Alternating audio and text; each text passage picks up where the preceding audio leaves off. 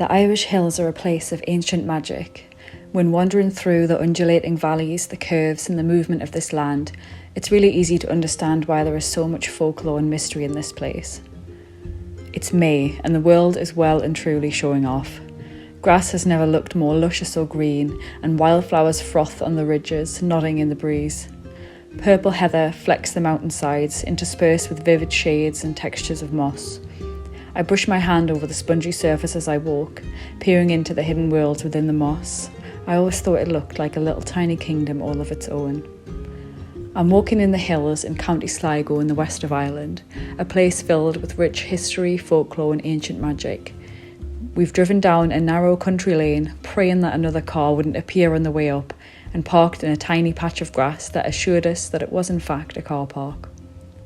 We're here to investigate the Carrowkeel complex, an area filled with megalithic passage tomb clusters and ancient monuments.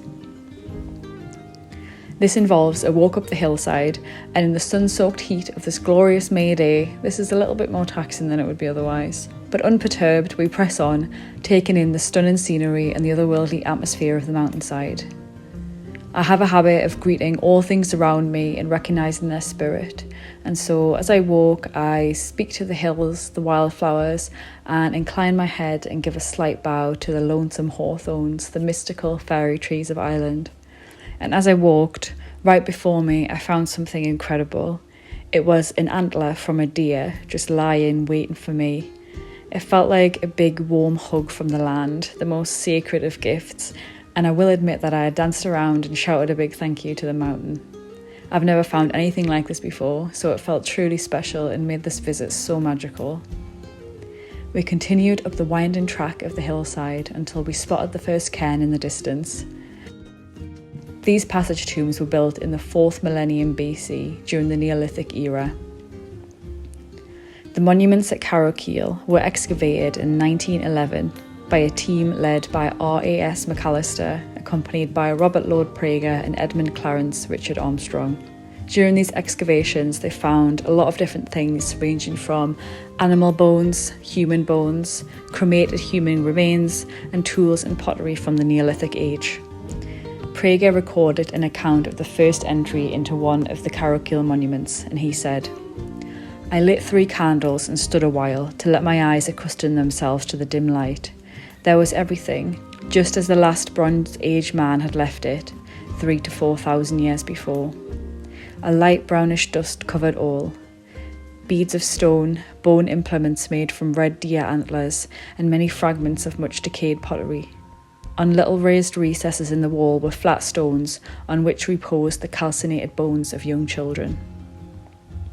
There are 14 passage tombs in the central core of the complex at Carrowkeel. Some can be entered by crawling through a narrow passage, but it's not recommended to do this as it's important to preserve the monuments and look after them. So I poked my head in as far as it could go and took a moment to consider this place. It's hard to even conceptualise people using these sites so long ago. What did they look like? What did their language sound like?